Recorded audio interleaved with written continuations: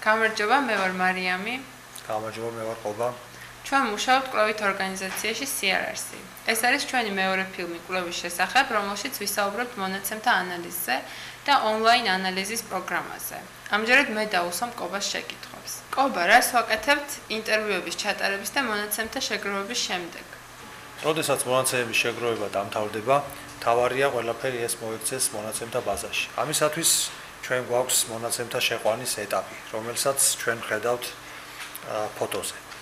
მონაცემთა შეყვანის დროს სპეციალურად ამაში დახელოვნებული ოპერატორები მონაცემებს შეიყვანენ სპეციალურად მომზადებულ პროგრამაში. საბოლოოდ მონაცემთა ბაზას მიეცემა ასეთი სახე, რომელიც წარმოდგენილია ცხრილის სახით. ეს გახლავთ SPSS-ი პროგრამის მონაცემების ფორმატის ფანჯარა, სადაც ჩვენ ხედავთ შეყვანილ მონაცემებს. მონაცემების შეყვანისას როგორ უზრუნველყოფთ იმას, რომ ოპერატორებმა შეცდომა არ დაუშვან? შეცდომების თავიდან ასარიდებლად ჩვენ ვიყენებთ ორ ხერხს. ერთი ეს გახლავთ სპეციალური პროგრამის დიზაინი, რომელიც არ აძლევს საშუალებას ოპერატორს შეიყვანოს ის კოდი, რომელიც არ უნდა შეიყვანოს და მეორე გახლავთ ორმაგი შეყვანა. ამ თითოეული კითხვარი ორი სხვადასხვა ოპერატორის მიერ შეიყვანება ერთმანეთისგან დამოუკიდებლად. მესამე ამოწმებს მათ შესაბამისობას, თუ შესაბამისობა არ აღმოჩნდა კითხვარის საფუძველზე ხდება შეცდომის შესწავლილი. ისევ ბაზას დაუბრუნდეთ. როგორ გამოიყურება მონაცემთა ბაზა? მონაცემთა ბაზა გამოიყურება როგორც ცხრილი, რომელიც ჩანს SPSS-ის ფორმატში. თითოეულ ცვლადს, რომელიც იგივეა, რაც თითოეული კითხვის ქვეკითხვა, აქვს თავისი სახელი და ეს მოცემულია თითოეული სვეტის დასაწყისში. ხოლო თითოეულ სვეტში მოცემულია შესაბამისი კოდები, რომელიც რესპონდენტების პასუხებს ასახავს. გარდა იმისა, რასაც ჩვენ ხედავთ ცხრილის სახით, SPSS-ს აქვს მეორე ფანჯარაც, რომელსაც ქვია ცვლადების ფანჯარა და ეს ჩანს სლაიდზე.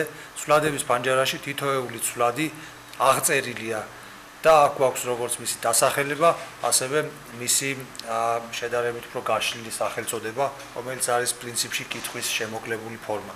მესამე სვეტში ჩვენ გვაქვს თითოეული პასუხის შესაბამისი კოდი, ანუ როგორც წინა ფილმში ითქვა, 5 ბალიან სკალაზე 1 აღნიშნავს არ ვეთანხმები ან არ ვენდობი, 5 აღნიშნავს ვენდობი ან ვეთანხმები, ეს ყველაფერი ჩვენ გვაქვს შესაბამისი ცვლადების მნიშვნელობების სვეტში. როგორ შეიძლება მარტივად დავამუშავოთ მონაცემები? სტატისტიკურ პროგრამებს, მათ შორის SPSS-ს აქვს მონაცემთა დამუშავების მრავალი ხერხი. ჩვენ შევჩერდებით მხოლოდ უმარტივეს ხერხებზე, ეს იქნება სიხშირეების განაწილება და კროს-ტაბულაცია. ორივე მათგანი შეიძლება იყოს წარმოდგენილი როგორც ცხრილის სახით, ასევე დიაგრამის სახით.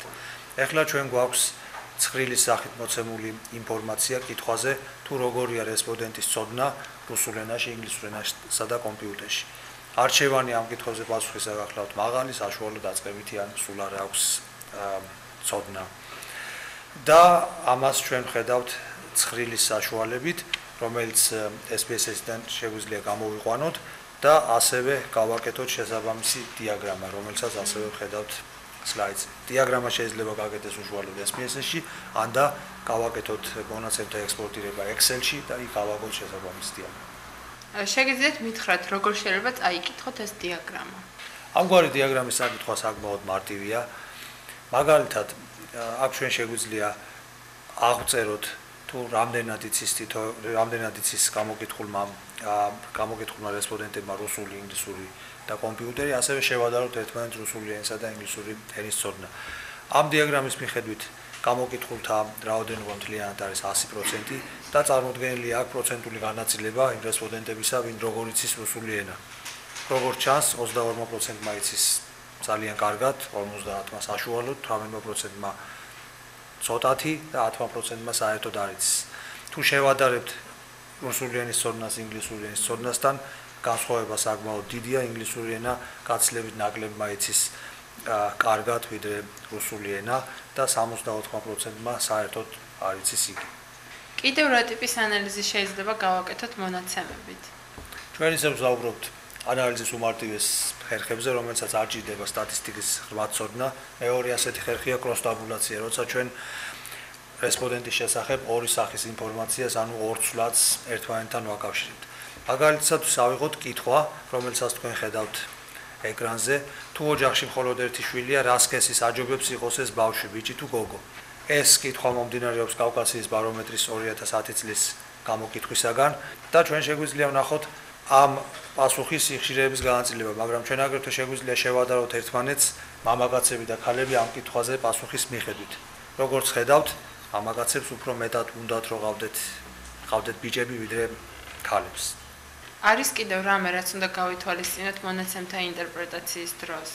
მონაცემთა ანალიზის დროს აუცილებელია დავაკვირდეთ არაუშუალოდ არა მარტო მონაცემებს, არამედ გავითვალისწინოთ ის კონტექსტი, რომელშიც შეგროვილია მონაცემები. მაგალითისათვის თუ ავიღებთ რაიმე მნიშვნელოვან მოვლენას და ამ მოვლენის შემდეგ რაიმე კითხვაზე პასუხი რადიკალურად იკლებს ან მცირდება, აუცილებელია ახსნამდე გავითვალისწინოთ იმ მოვლენის არსი, მაგალითად ასეთ შეიძლება იყოს რაღაც მნიშვნელოვანი შოკი, მაგალითად საომარი მდგომარეობა, ან რაღაც ისეთი მოვლენა, რამაც ამ კითხვაზე პასუხი რადიკალურად შეცვალა.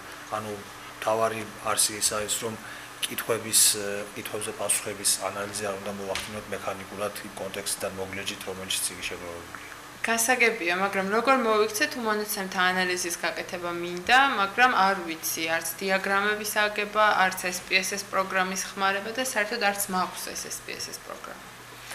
ამაზე CRS-ი მიფიქრა და სწორედ ამისთვის არის შექმნილი ჩვენი ონლაინ ანალიზის პროგრამა, რომელიც არ მოითხოვს სტატისტიკის ცოდნას და არ მოითხოვს სტატისტიკური ანალიზის პროგრამის ქონას. იმისათვის, რომ გამოიყენოთ ონლაინ ანალიზის პროგრამა, უნდა შევძანდეთ ვებგვერდზე crrc.ge, შემდეგ მარჯვენა კუთხეში თქვენ ნახავთ ონლაინ ანალიზის პროგრამის ფანჯარას, სადაც თქვენ შეგიძლიათ აარჩიოთ შესაბამის მონაცემთა ბაზა, ან და პირდაპირ არჩეულია საქართველოს კავკასიის ბარომეტრის 2010 წლის ბაზა ამჟამად და ჩვენ ამის მაგალითზე ვნახოთ თუ როგორ შეგვიძლია ანალიზის ამ შესაძლებლობის გამოყენება. უპირველეს ყოვლისა ვაჭერთ select relax და გადავდივართ ონლაინ ანალიზის პროგრამის ვებგვერდზე, სადაც მარჯვენა მხარეს გვაქვს მენიუ, სადაც შეგვიძლია ავირჩიოთ როგორც შესაბამის მონაცემთა ბაზა, აგრეთვე ცვლადები, რომლის გაანალიზებაც გვინდა, ხოლო მარჯვენა მხარეს გვაქვს ინფორმაცია იმ გამოკითხვის შესახებ, რომელსაც ავარჩევთ. მაგალითად, ვნახოთ ერთი მაგალითი კავკასიის ბარომეტრის 2010 წლის ბაზაზე დაყრდნობით, ანუ გავიმეოროთ იგივე სლაიდი, იგივე კითხვა, რაც ჩვენ გქონდა ბიჭებისა და გოგონების შესახებ.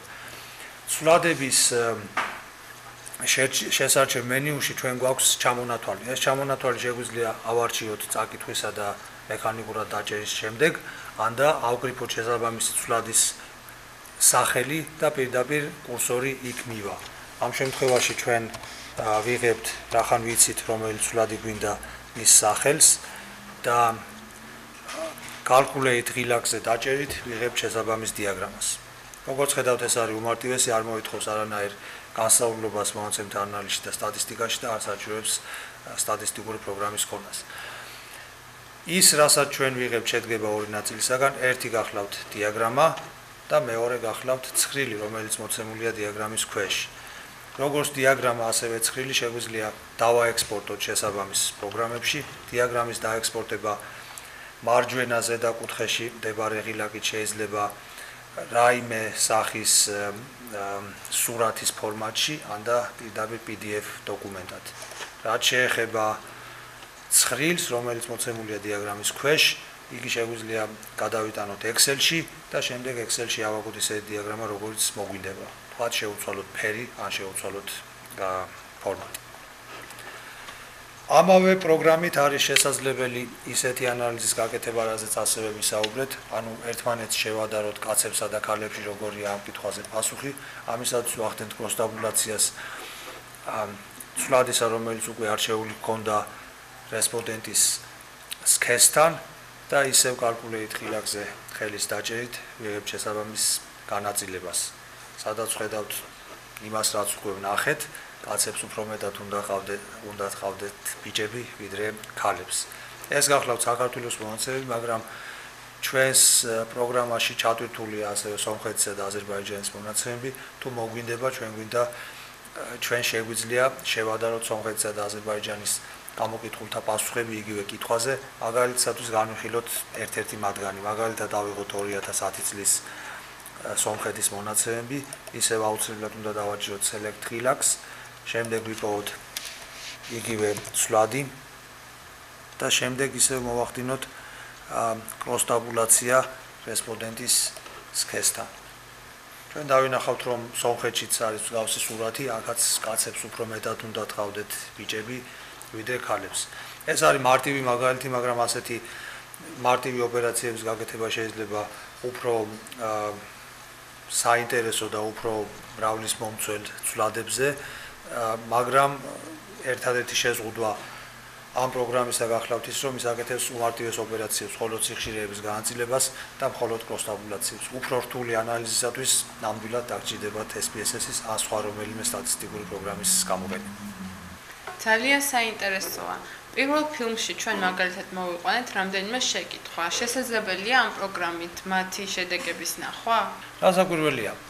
ყველა ეს კითხვა, რომელზეც ჩვენ წინა ფილმში ვისაუბრეთ, მოდიოდა კავკასიის ბარომეტრიდან. ამ ანალიზის პლატფორმაში შედის კავკასიის ბარომეტრის 2009 წლის და 2010 წლის მონაცემები სომხეთის, აზერბაიჯანის და საქართველოსთვის.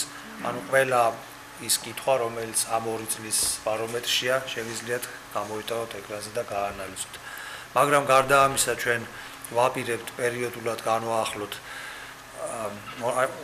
online ანალიზის პროგრამა და შევიტანოთ აქ ის კვლევები, რომელსაც პერიოდულად ვატარებთ. ასე რომ თუ ეწევით ვებგვერდს crrc.ge და გამოიყენებთ online ანალიზის პროგრამას, თქვენ შეგეძლებათ გაანალიზოთ ჩვენი უახლესი მონაცემები. ძალიან დიდი მადლობა. დიდი მადლობა ყურადღებისათვის.